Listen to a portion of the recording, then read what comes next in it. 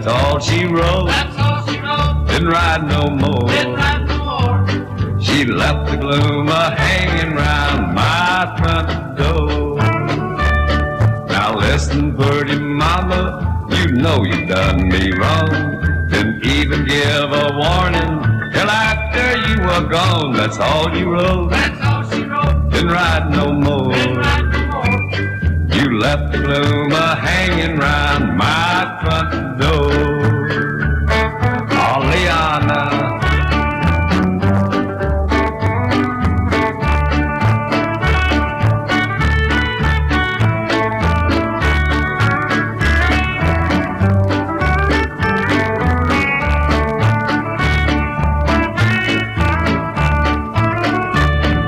Someday you'll be sorry, your heart will ache with pain. You'd give $1 million to write that note again. That's all you wrote. That's all she wrote. Didn't write no more. Didn't write no more. You left the gloom hanging round my front door. Now listen, all you rounders who think your girl is true, don't ever be too certain, or you'll be singing too. That's all she wrote. That's all she wrote. Didn't write no more. Didn't write no more. She left the gloom hanging round my front door. I'll always love you, honey, although you done me wrong. But when you ask forgiveness, I'll just say travel on. That's all I'll write. That's all he'll write. Won't write no more. Won't write no more. The gloom will then be hanging round your front door. Hello, I'm Johnny Cash. And you're listening to WOOPLP, Cleveland, Tennessee. WOOP FM is a broadcasting service of the Traditional Music Resource Center, and we play America's original music. Another SOS, and you're stressing, and that's the time to check in. I check into cash, check in. When you have a cash emergency, you check in. We understand the urgency, check in. To get your loans and more, you gotta check in with your checking to cash store. Walk in, call in, click in, go all in. Check into cash in, check into cash. Your one-stop money shop, check into cash. Did you know that U.S. Money Shops cashes all checks, even the ones most check cashers reject? Tax refund checks, government checks, payroll checks, and many more. And when you cash a check with U.S. Money Shops, we'll give you 10% off your next purchase. At U.S. Money Shops, we have everything you need at a fraction of regular retail. So stop by to one of our 11 locations or visit us online at usmoneyshops.com. Buy yourself a pint today, a better way at U.S. Money Shops. Some restrictions may apply. See store for details. No dealers allowed. Jackson Catnapper, family owned and operated in Cleveland since 1933, offering the best with over 70 styles of... All right, good morning. It's working good. Welcome to WOOP FM, Coach Schriver and the Morning Show. Good to have you with us here at the Village Town Center, strongest station out of the Village Town Center. And here with my sidekick, Mr. Cassida, he keeps showing up like a bad penny, and but we appreciate what he does for us and everything. Got a special guest this morning, Mr. Fivas, our city manager's come in to, You keep welcome, Mr. Fivas. Hey, good morning. Good to have you with us here today. Hey, it's a pleasure, and look forward to having the conversation. All right, we're going to give you a little more time here later after we work in and go over a few stories here this morning, get things wound up. A lot of activity yesterday, depending on how you look at it. But anyway, Coach Schriver on the morning show, WOOP FM 99.9, 614-5553. You got questions during the show? Give us a call. Oh, there's the whoop donkey running down the road here. I saw him go by. Wasn't sure if it was an Easter bunny or a donkey, but anyway, there's a big ear sticking up. It's kind of dark out there, so it was hard to tell. We get animal control out here to take care of that animal out there. That's right. And where's Public Works when you need it? Okay. By the way, they did a good job for us on Monday. Tommy did a great job on that. So we've had some great people from the city this week.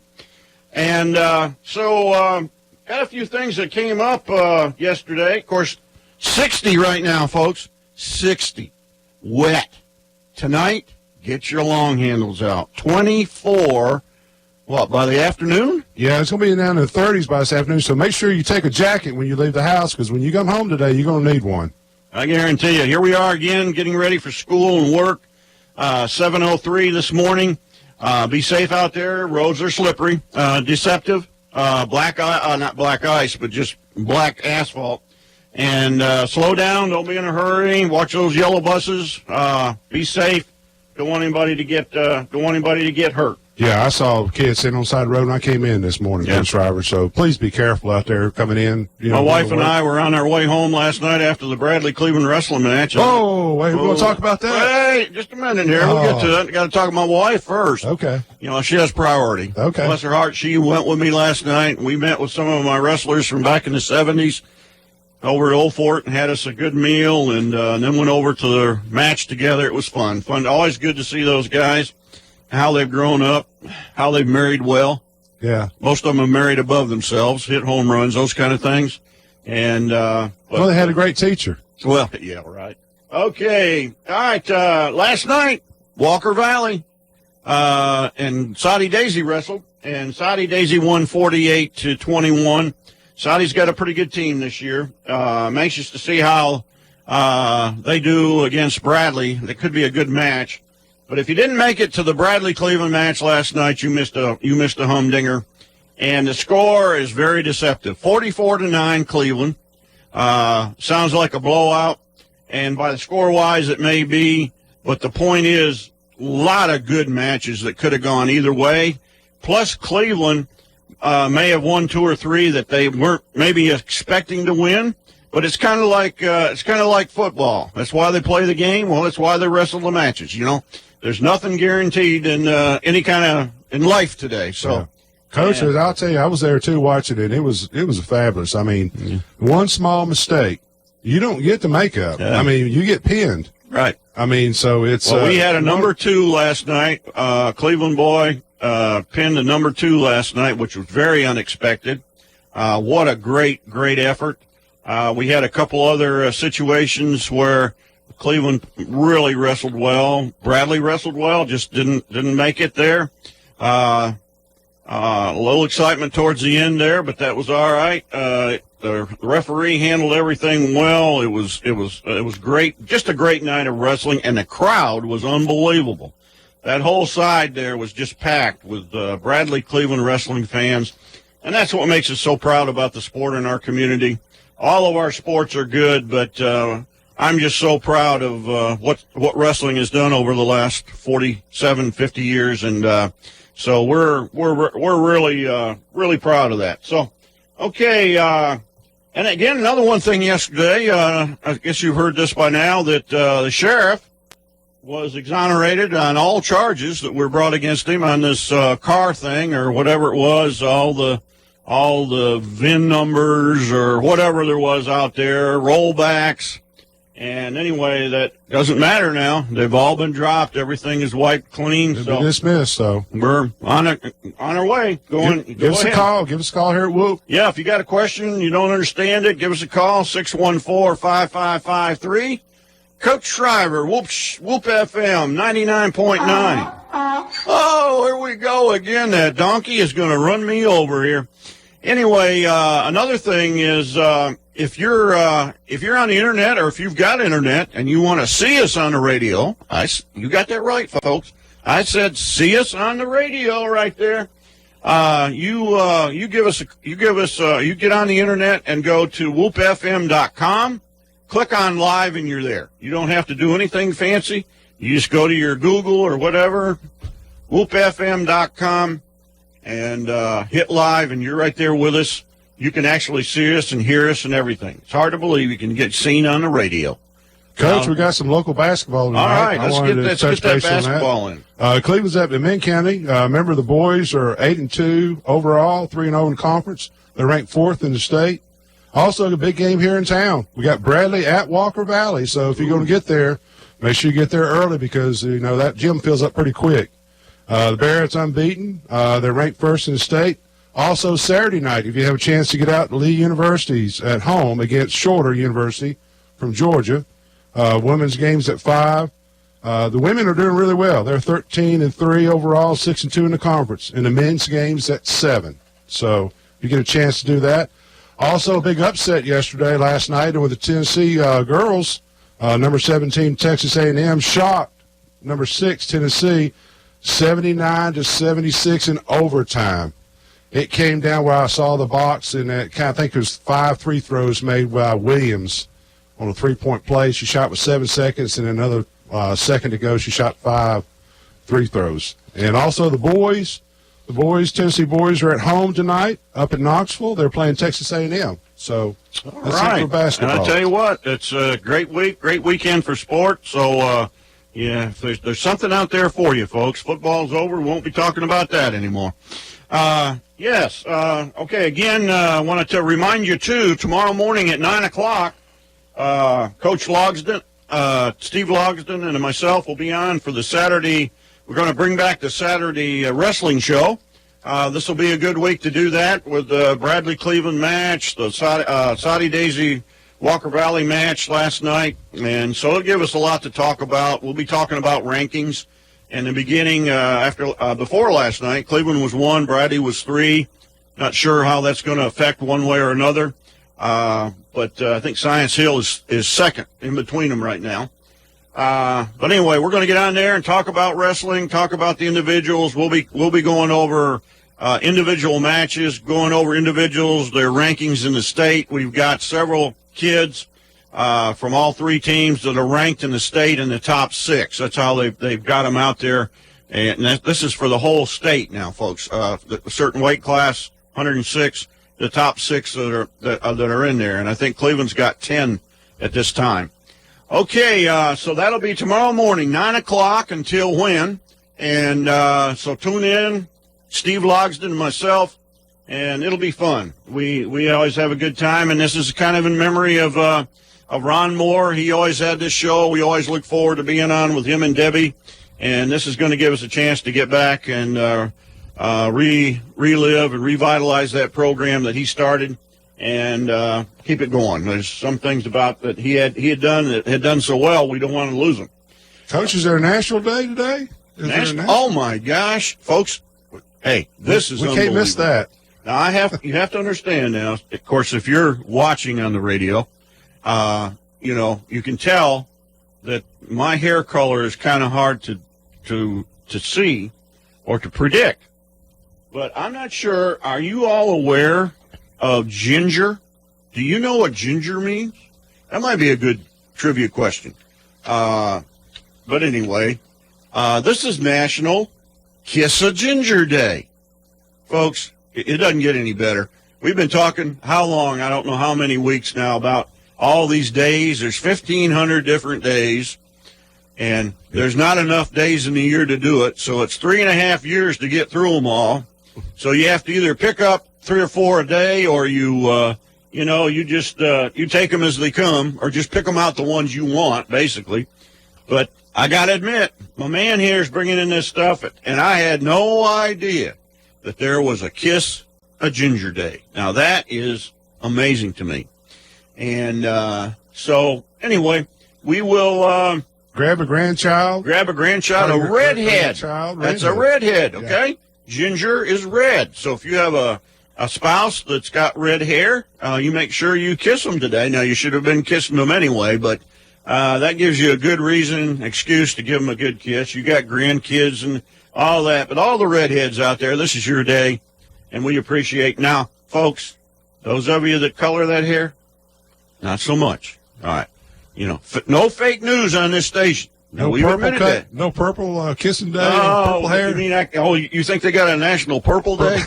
I don't know. Kiss a purple. All right, is that what it is? But anyway, all right, folks. This is a good start out this morning. We're gonna go to one song from the '60s, and then we'll come back with Mr. Fivas, and we'll chew him up, and we'll get a lot of good things out of him. So enjoy this.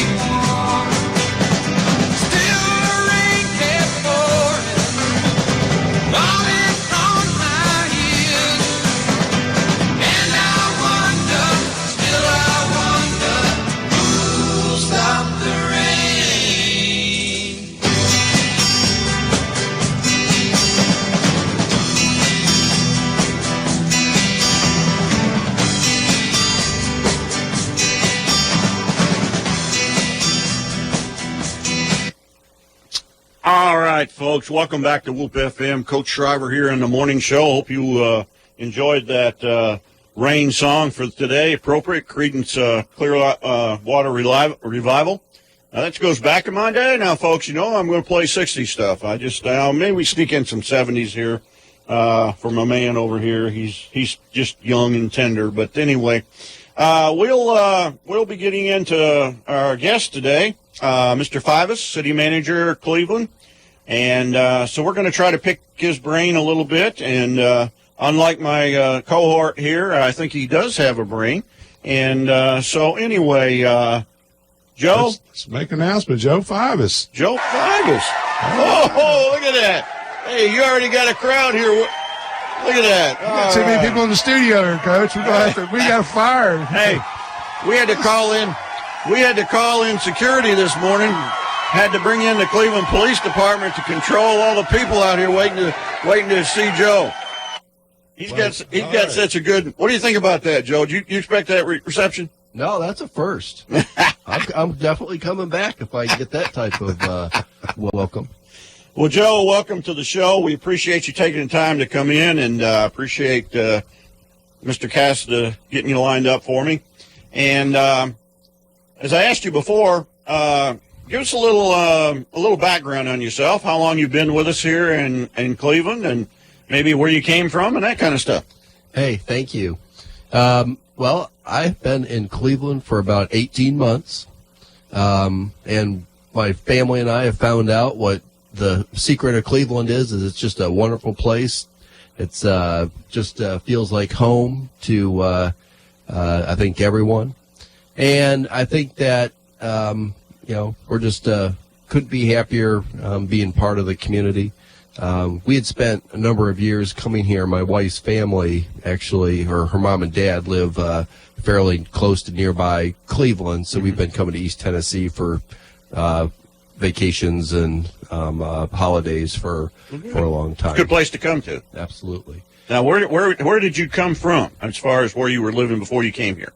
Well, we lived for 7 years in a community about 40,000 people right outside of city of Charlotte in North Carolina. Okay. A community called Indian Trail. Mm-hmm. And we were looking for a place that felt like home. My wife's parents, obviously, as I said, live here, so it made a lot of sense for us and our family, and we have no intention on looking back and just looking forward. You got any youngsters in your family? Yeah, I have two young daughters. I'm a 11-year-old and a 13-year-old. So. Well, you got your hands full. Yeah, absolutely. I had two of those. Their names, Joe? Gabby and Ellie. Hey, Gabby and Ellie. It's good. I had two daughters, too. They were 5 years apart, but it don't matter. They're a handful, okay? Anyway, God bless you. And your wife. Anyway, well, we're glad to have you here with us, and we appreciate I'm hearing a lot of good things about you. Again, folks, we're here with Coach Schriver in the morning show with Mr. Fivas, City Manager. 614-5553. And during the interview, if you've got a question you'd like to ask him or ask anybody or bring up anything, we'd love to have you call. Okay, in the short time that you've been here, I know it's I feel like from what I've heard and the people I talk to that I think you have been taken in and accepted very well. I'm hearing a lot of good things about how people are feeling, how you're handling things. So just looking at your background and looking at the job that you have here in Cleveland, what do you lay out as being your main objective in the position that you're holding? My main objective, being a manager, first of all, you're only as good as the staff and the people that you have working for you. It's great. And I appreciate you, talking about being well received in the community, but I give an awful lot of credit to all of our staff, frontline staff, our department heads, the city council, and the mayor, of course. And I think that to me has gone along far way into my success. They've wanted me to be successful, so that's big. I just have to walk through the door and make that happen. Yeah. The city of Cleveland has some very good leadership in their department heads.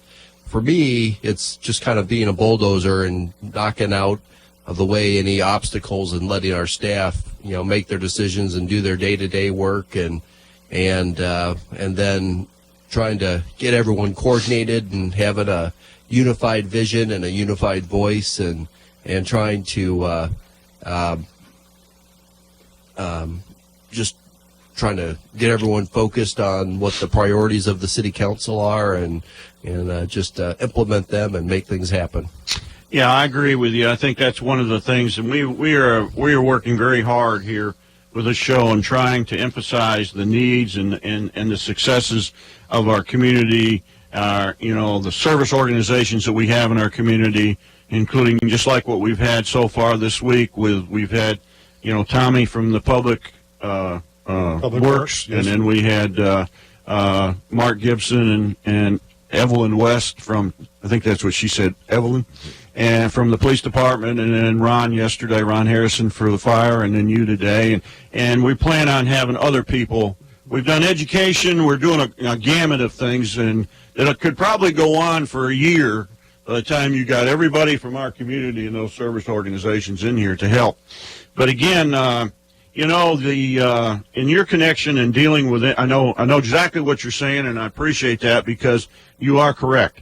You're only as good as the people, that service you and help and when they're doing a great job, you don't get in their way. I've been there, done that, and I know exactly how that works.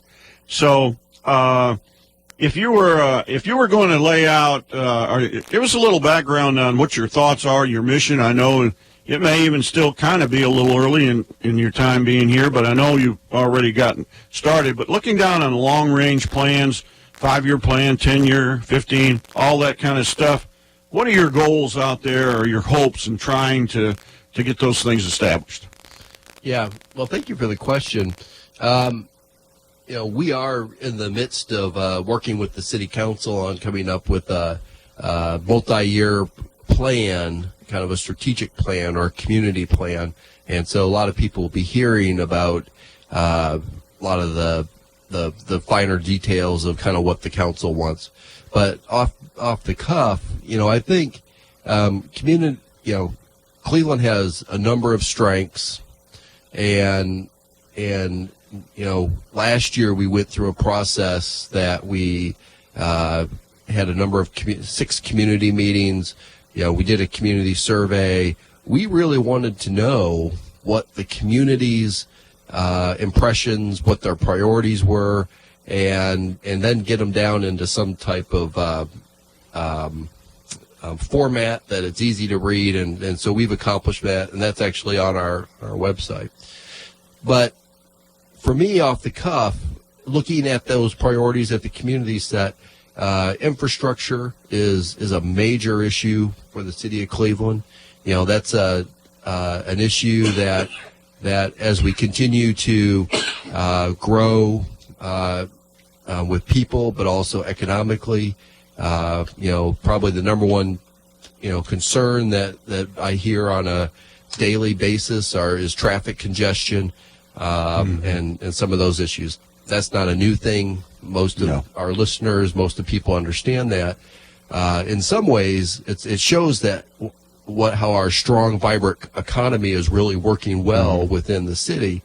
But what we're working on is a strategy of how do we make our system work a little bit better for people walking, for people just getting through intersections on the first try. Just to tweak things here and there, and then we're also looking at some major projects. If you think back, before Paul Huff Road was there, which isn't really that long ago, is you figure all the, someone had a vision to make that happen, and we're thinking, thank God, yeah, right, and we're thinking about having conversations about what are those next projects that are going to be, help Cleveland evolve for the next 50 years. And of course we have to keep an eye on how would we fund those, how would we make those work, and and those are important. So infrastructure is, in our survey and from what we hear, is the most important thing. Paving roads. I give a lot of credit to the city council last year. They allowed us to improve our paving cycle. We used to be 27 and a half years that we would go on average pave a road. There's probably some roads in some neighborhoods that weren't getting done 30, in 30, 35 years. But now That's a long time. Right. But now we're getting it down to 20 years because the city council made that a priority. And as you had Tommy on the show the other day, he's really a jewel and really can make things work. And I think we'll get down to there. So it's not only the major traffic, but it's also the neighborhood streets. It's sidewalks. The city council, we've added a new sidewalk team to be able to build more sidewalks within the community, repair sidewalks. I see a lot of that going on too. Yeah, well, on Coley, I saw Coley Street. They were being repaired there. Some of the trees, the bigger trees, were kind of buckling up, and they were out fixing those yesterday and today. It's visible. You can when you're driving around, you see all this stuff going on. Yeah. So, and secondly, and going to your question, public safety is a core function. I have to say that I think we have, if the best police department plus fire department that I've ever been associated with, from our frontline officers, firefighters, all the way up to our chiefs. They do an amazing job for our city. Yes. It's professional. And the way I can really tell is when I go and talk to my peers across the state, whether it's Murfreesboro or whether it's other managers, is that and people hold Cleveland in such high regard on the level of services that we provide. They call us quite frequently for advice on, well, how do you do this and how do you do that? Can you help us with this? And so just that peer interaction shows you that we have something very special going on. But just to be, but even though we had that, we came in and the city council, identified and wanted to make sure that we are growing our public safety services and making sure that we're staying up with the times, essentially. So we are in the process of adding 12 new police officers over the next year or so. Great. And that was responsible for a former TBI director, Larry Wallace, came in. He did a study, and that was part of his recommendation, is saying if you want to be a 21st century police department and be successful, here are some things that you need to do. And there's a whole laundry list of things, and part of that was add some more staff. But also some of the staff is more proactive in going after some of the crime elements, trying to be strategic and using intelligence on if there's gang activity or if there's people moving in, they're going to be very strategic and do a lot of things, but also adding frontline officers and getting them into neighborhoods, and so we have more visibility. Yeah, one thing in Chattanooga paper you talked about police. It actually says that city homicides are up, but gang violence is down in Chattanooga. So this is one thing I think that being so close that the chief talked about, being so close to Chattanooga, we want to make sure that we keep those people out. Well, we talked about that. We're going to be tough on crime. Right. We talked about that the other day with the chief, Mark and Evie. And the idea of the fact of outsiders coming in and that kind of thing, and we don't want to get to that. And being as close as we are to Chattanooga and even Knoxville, we don't want to get that element to coming in thinking that if they can't do something there, they can come up here and create problems for us. Right. And so I think that's great in that aspect. Yeah, because we really want to make that element crime element feel very uncomfortable if they're considering to come and do business in the city of Cleveland, is that we're going to make it as uncomfortable and for them as possible, and hopefully they will find another zip code to do their work. Well, when I see this headline, cities homicides are up, but the gang violence is down, I see that as kind of a gray statement because, I'm wondering, if the homicides are up, could that not be part of the gang situation? So, I mean, who am I to say on that? I don't have a clue. But again, all right, let's talk about some of the, more of the, it's all positive, and that's what we want to be here. I've just been so impressed over the years with the Greenway and what we're doing with the Greenway and the expansions of it and all that stuff. And because I remember when it first started and the group that got involved in getting this initially and going to Maryville and checking out these places that have them. And, we have come a long way. And I know Cameron Fisher is a big proponent of that, one of my students. And so just like this one, you got to be careful. But anyway, so proud of the efforts of all the people involved, because that was a great vision back in the time. And it wasn't that long ago, but so what's your feelings on that? Well, it's certainly a great asset. I mean, we get a lot of good feedback on the Greenway. I still think it's a work in progress. Oh, yeah. I mean, Definitely.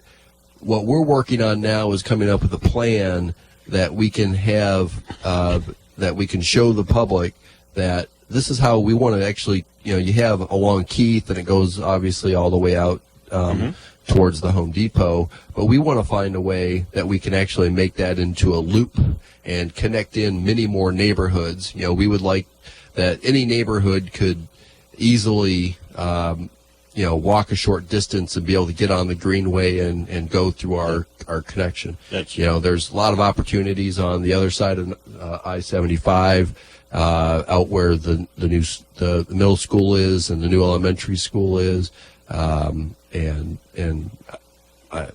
we think that we're still in growth mode on that, and I don't think people have envisioned what the real power of that would be. We also need to be able to bring it into the downtown area and just finish off, that long stretch that we've had before. Yeah. But I think, the Greenway is a great asset for the community for sure. I think one of the things that I've had a number of conversations with folks, and one of the things that I'm very passionate and getting excited about is the opportunities. Good morning. Welcome to Whoop. Hey, I got a question. You know that new school they put in on 60? Yes, sir. How come they don't learn to put in, fix the road? That road's 2 lanes. That needs to be at least 3 lanes with a turning lane for people to turn into that school one day. They're not even making the road there wider.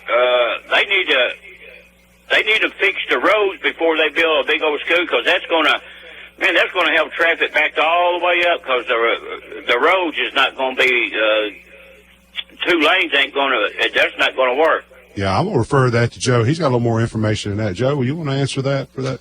Yeah, I think that's a question that we've heard, and it's certainly a concern. The school had some overcrowding, and they, that school will be open in 2019, the fall of 2019. Right now, the widening of Georgetown Road out there is going to happen probably right after that, which is going to leave a gap of time that things are going to get pretty difficult out there.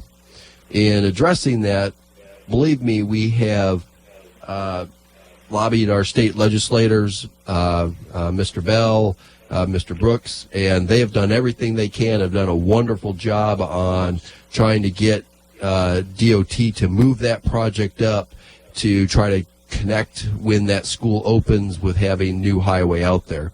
But there likely would be a chance that the infrastructure would not be all in place when that school opens, and some of that is just bad timing, and I think that at the end of the day, we're just very thankful for the state and our state legislators for making sure that we got the funds and resources to be able to make that fix that will help us for the next 100 years. Well, that's going to happen. And that's a great question, man. And They should make the road better before they build the. yeah. Yeah. Well, sometimes that's it is. I think that's what it. Just the way it is sometimes with constructions. You have chaos before you have perfection. And but again, it is coming, and I realize exactly what you're talking about. We're going to have 3 schools within a mile, and traffic coming and going. And that's been, of course, we've been talking about this way back since before the middle school was built. So, anyway, great question, and we appreciate that, man. Okay, talk to you later. Okay, thank you. All right, we're going to take a short break here and give Joe a chance to clear his throat, and then we'll be back. We'll have another 60s song here. What we got going, big guy? We got the Monkees. Last Train to Clarksville, 1966. Maybe they're out Here there. we come, Clarksville, Tennessee. Maybe they're out there chasing those donkeys.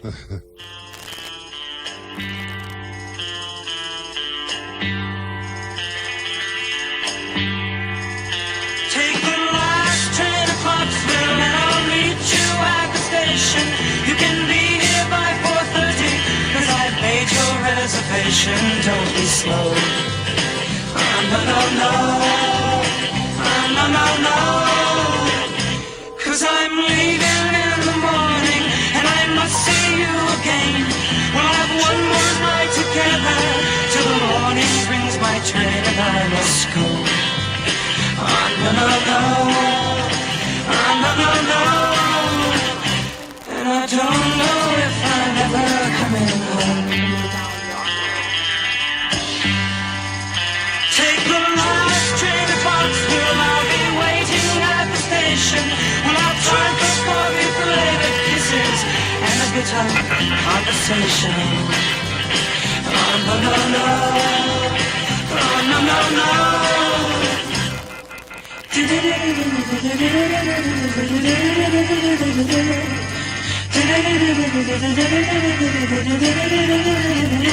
Take the last train to Clarksville. Now I must hang up the phone. I can hear you in this noisy railroad station. All alone I'm feeling low. No, no, no. No, no, no. And I don't know if I'm ever coming home.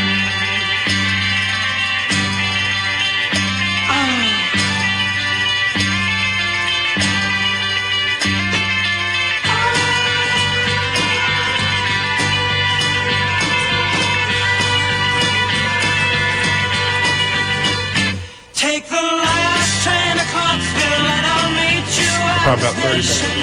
You can be here by 4:30 'cause I've made your reservation. Don't be slow. No, no, no. No, no, no. And I don't know if I'm ever coming home. Monkeys. Take the last train to Clarksville. Take the last train to Clarksville. Take the last train. All right, welcome back, the Monkeys. Aren't they nice? I love the Monkeys. Goes way back there. I tell you what, I know it dates me, but some of you people just need to be older. That's all it is.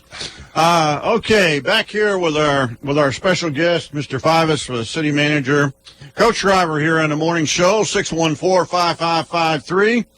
Here with my sidekick, Mr. Cassada's with me. Almost called him Casselo again. I'm giving Steve some of that. Oh, get out of here. That donkey's going crazy down here. I wish somebody'd catch him and put him up somewhere. Anyway, good to be back with you here. And we're going to give Mr. Fivas an opportunity to talk about some of his thoughts on some of the other projects that are going on. I think especially Parks and Recreation. So, Mr. Fivas, it's back to you. Hey, thank you. We were starting that conversation on the Greenway, and we've went through and have had a number of conversations in the community. We're doing a Parks and Recreation master plan. One of the things that has been really intriguing to me is that in the DNA of Cleveland is that we are truly a sports community, and I think that, you know, in the past and doing research is that we used to be able to bring in a lot of softball teams and have sports tours and bringing in, filling up the hotels, filling up the restaurants. And that's one of our priorities that we're looking at is how can we have a Parks and Recreation program that not only meets the needs of residents on a daily basis with programming, with venues, with great parks, but also on the weekends that we can bring in tournaments that are local players that they can play in so they don't have to travel. Exactly. And so mom and dad. Well, there's a lot of that traveling involved. Yeah, because I think that mom and dad would like to sometimes just be able to stay home and cook at home and be at home. Is that, and it gets costly. And it gets very costly. I mean, you have a family of four that if you're traveling to Murfreesboro for the weekend, you could spend $1,000 for that weekend on hotels and food and entertainment.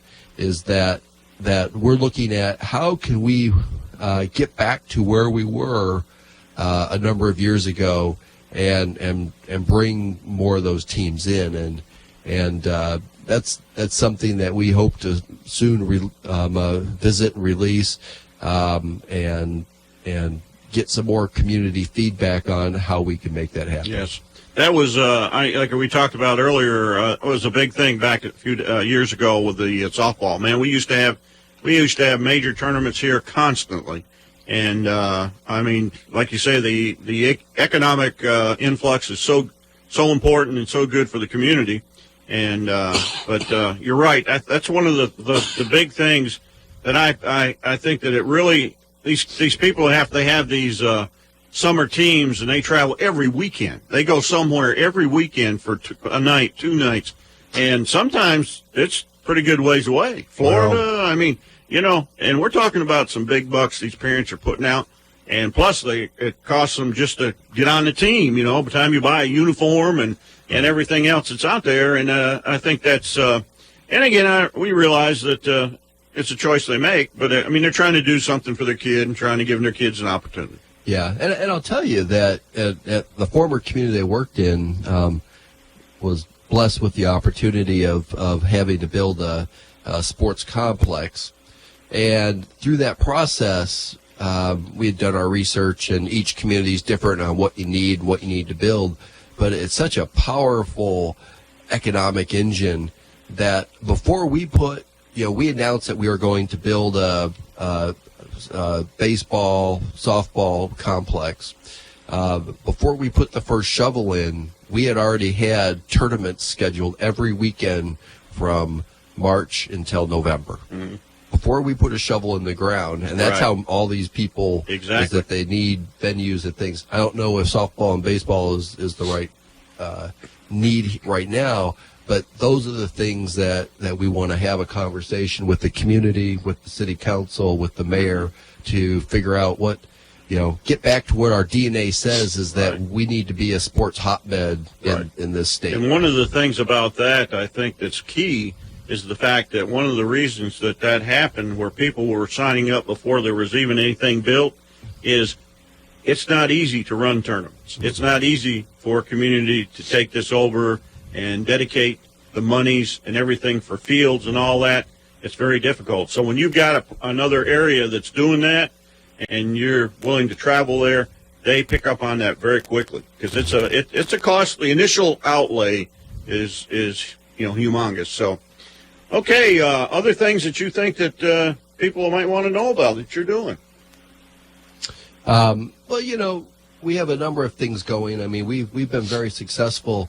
Had the opportunity yesterday of seeing the mayor give his annual State of the City speech, and what I just can't say enough about how an unbelievable of not only a person but asset the mayor is for this community, and everyone knows that. But he gives one heck of a State of the City speech. He's been doing that for a while. He's good at it. Yeah, he started doing that in 92, I think it was, when he came on. So it's like 26 years he's done it for the Kiwanis Club, and There again, Mayor Rowland has been a great ambassador. Oh, yeah. City of Cleveland will be deeply missed. Definitely. With our community, with all his ties and his. He and the First Lady also. His First Lady she's a sweetheart. She is. She's the the woman behind the man. They say about Yep. that brings him up. Yep. So yeah, he's a class act, and he's going to be deeply missed. Definitely. And I think one of the things that in watching his presentation yesterday, and I agreed with, is economic development. I mean, we really are a powerhouse, and a lot of people have seen this, but it's not amazing to me. It's not amazing to us, but it's probably amazing to a lot of people.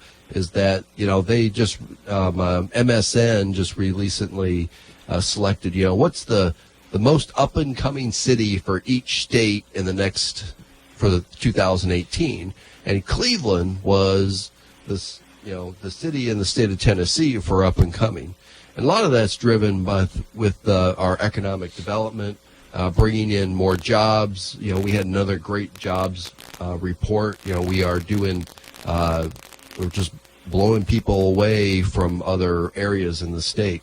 But don't forget the chamber on that too. The chamber does a wonderful job. Yeah. Unemployment is the rate of unemployment here has just been phenomenal.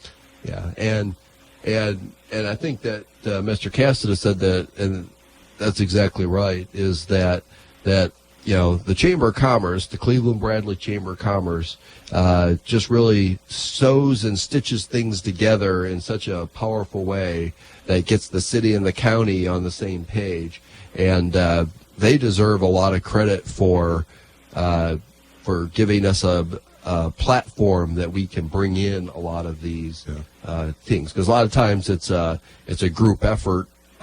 Whether it's the county or it's the city, we have our joint venture that's going on right now that we're towards the final end of construction on Spring Branch Industrial Park out at Exit 20. Exit 20 is really has a great options. There's a lot of people that don't think about it very often, but that's Exit 20 is only 5.5 miles from the city of Chattanooga. I mean, as they continue to grow, is that we'll look at that, and we can argue that there's some positive things and there's some things that we need to make sure we do right. But Exit 20 is going to be a huge growth area for us in the next year. They're starting to move dirt out there for some of the commercial, Mr. Larry Armour, and you have a new industrial park out there that would have, I think, upwards of 2,000 new jobs, hopefully high-paying, good, solid jobs, and it's that whole area is going to transform itself. Yeah, well, the influx of the businesses that we have, Bacher and all that, and I realize they're kind of in limbo right now, but I'm sure that'll get straightened out. But there's a lot of good, and like you say, more jobs. Amazon. I mean, we're so blessed here with all the different businesses that we have and all that, and it just enhances what we have to offer for people to come here. Plus our educational system. We're very, very, and as you mentioned, I think two of the big things is the cooperative effort between the state or the city and the county. We've got to enhance that. We got to keep, putting that together. It needs to be a joint venture in so many ways for us to be stronger and stronger, because everything that the county does affects us. Everything the city does affects the county. I mean, when you're this close knit, that's going to be. So the more you can work together, there's no question that that's going to be key. And that's one of the reasons why I think we're so strong here in this area, because I think we do have a fairly good cooperative working relationship. Yeah. And so that's something that we need to really keep nurturing and carrying on with. Yeah, absolutely. Economic development is a team sport. Exactly. The second you have an I in team and economic development, you will start losing. But that's really the key, and it all starts and stops, I believe, with Cleveland Bradley Chamber. Leadership is so important, and I use this. I've used this before with Tom, and I've used it quite often because it really impresses me. And I don't know if you've ever watched a wolf pack when they're traveling. If you'll watch them, they've got at the front of the pack when they're moving, All right, they got their old and they're weak and they're injured. They set the pace because, they can only go so fast. Well, right behind them, you got a group of healthy, strong, vibrant, young, wolves that protect that group. And then in the middle, you've got your females, your kids, your little ones. And then again, another strong and vibrant group in the back. All right. But in the very back, the last person through, the last wolf through, is the head honcho. That's the lead dog, the lead wolf, looking over he's got them all in front of him, but he's at the rear. And he lets the group do the leading and setting the pace. And I think that's, with leadership, we need to have more of that kind of respect and allowing your people, like you said before, allowing your people to do what they want to do or need to do.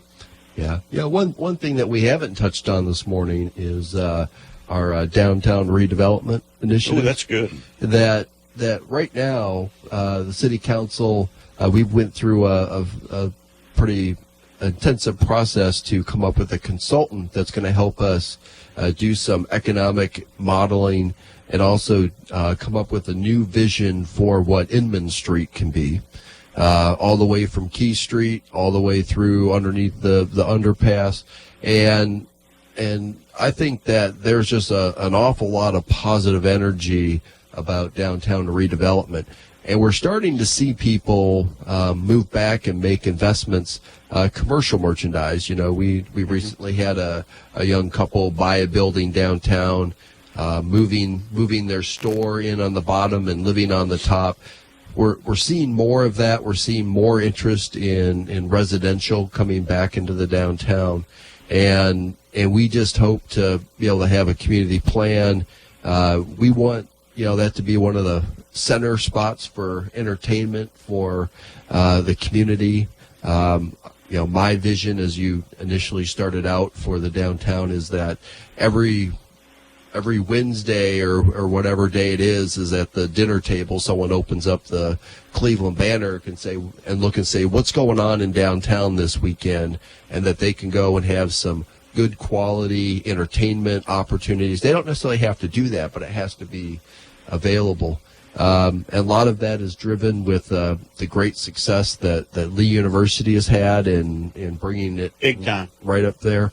And we need to get those students to give them some things to do in the downtown area, but we would also want them to give them opportunities to spend their hard-earned dollars in the downtown. And there's a lot of interest in redeveloping that. We've had conversations with Whirlpool. They're still trying to struggle and figure out what they're doing with their properties out there. But at the end of the day, we feel that it's just a matter of that we have to figure it out and take charge and bring partners along when they're ready. And it's. Well, I think one of the things too that's been really good in the last few years that everybody seems to enjoy in the summertime when they start doing the Friday night programs down in the park, the musical programs, and you have a different. They might have gospel one week, they might have country one week, they may have, rap. Just different types of programs and stuff like that. And so it's great to have those kind of things going on. And we keep getting more and more restaurants, good restaurants and stuff like that coming in. And I'm still waiting for that. I'm still waiting for that Red Lobster that's been coming for 25 years. Wow. It was coming in here 25 years ago, and it's still not here. So anyway. Yeah. Well, downtown on Emmett Street, too, I'd like to see where some restaurants have some cafe areas or sidewalks a little wider where you can sit out and eat, and where people are walking by and have a little casual coffee shops and things of that nature. So. Well, and, those are kind of it's just, I think it's exciting to think of what's coming. What are we going to have down the road? And, of course, the vision of yourself and the council and commission and all, the mayors, all, and the people of the community. We've got a lot of good people out there who have good suggestions and good ideas, and we need to keep promoting that kind of Coach thing. Schriver, I do want to say that Joe's been a wonderful fix for the city council when I've been on there. He has been a absolute great person to work with. He's going to kill me when I say this, but I refer to him as a bus driver. He's on the bus. He's used this before now. Yeah, he's on the bus, and he's driving the bus. He's taken to a place where we've mapped it out, and somebody says, hey, I'm hungry. We stop and we eat, and he says, okay, guys, let's get back on the bus. We got to keep on going. So he has a focus for what the council wants, and he's making sure we stay on path on that focus, and I do appreciate that from Joe. Here's a tough one for you, and you can answer it however you want, and I'm not trying to put you on the spot, but it is kind of a realistic thing.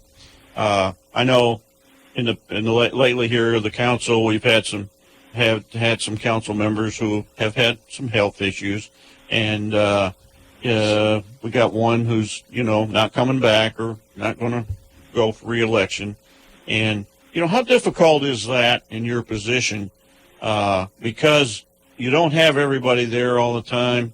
You're representing certain districts and areas and stuff like that. It's not no fault of them. I'm not talking about that.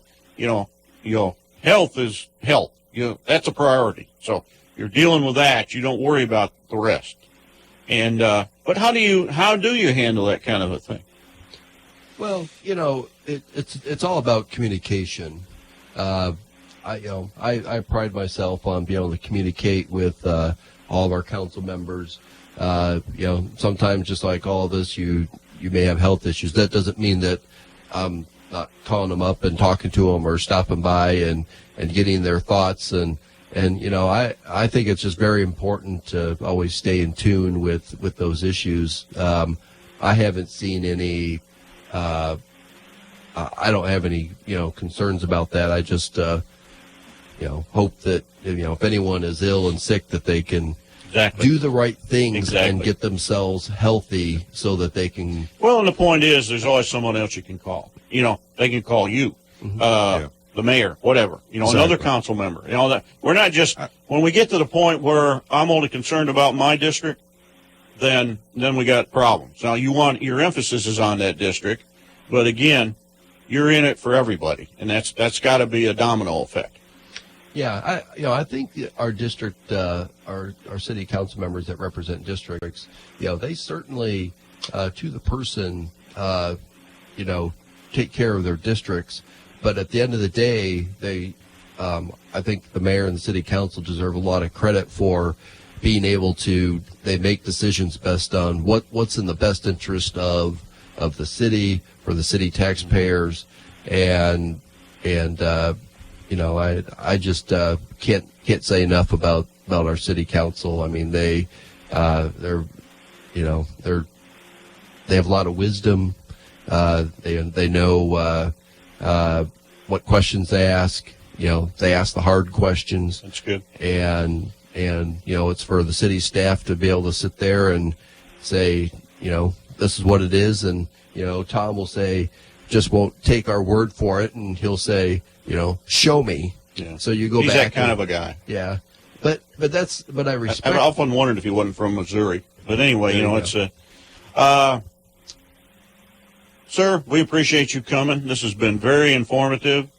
We've really enjoyed having you. Come back anytime. Like I say, if you're just out running around getting you a donut, just pop in here anytime between 7 and 8 on Monday, Tuesday, Thursday, Friday, folks. And again, Coach Schriver on the morning show here, Whoop FM, and with Joe Fivas, our city manager. We sure appreciate what good information. Just another example of how we are so fortunate in this community to have the leadership that we have. And even though he sometimes has to work with someone like Mr. Cassida. All right, let's hear it for Joe Fivas, all right? All right, Joe Fivas. All right. He's still got that following out there. They followed him in, I guess, from downtown just to give him a good encouragement, right? He drove his bus down here and had them all on his bus. All right, folks. I tell you, another good day, folks. Remember, it's a weekend. Be safe out there. Have a good time. We'll be back on Monday, Martin Luther King Day. We got Mr. Avery Johnson coming in. Going to go over some interesting things about the man himself, Martin Luther King, and get some information on the 100 Black Men and some of the activities that are going to be going on. And so we appreciate you. I hope you get to see you on the radio next week. Yeah, remember, too, Cleveland at McMinn County tonight, and Bradley's at Walker Valley. So get out and support them. Lee University has their game Saturday against Shorter College. Okay, University. and again, don't forget, tomorrow morning at 9 o'clock, Steve Logsdon and myself will be talking about wrestling and last night's matches and just about state rankings and everything going on at 9 o'clock until, and if you're interested in that, give us a tune in, give us a call. And again, have a safe weekend. We appreciate you. We love you. See you on the radio. All right, big girls don't cry. Let's finish out with that, Coach. Let's All right. go.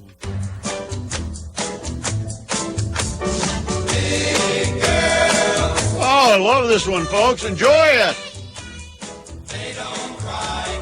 Big girl, don't cry. Who said they don't cry? My girl.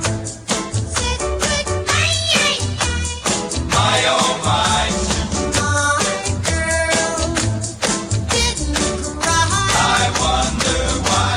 Silly boy. Oh, my girl, we had to break up. Silly boy. But then she would call my silly boy. And she said, to my surprise, big girls don't cry. Big girls don't cry. They don't cry.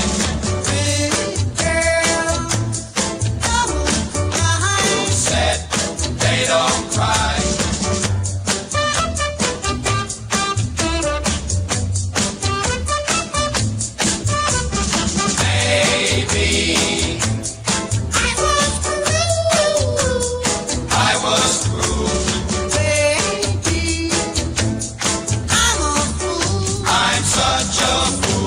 Silly girl. Shame on you, your mama said.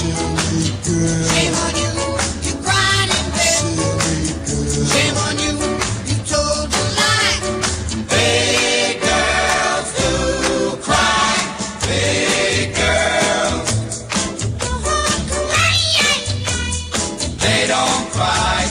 Big girls don't cry. That's just an alibi.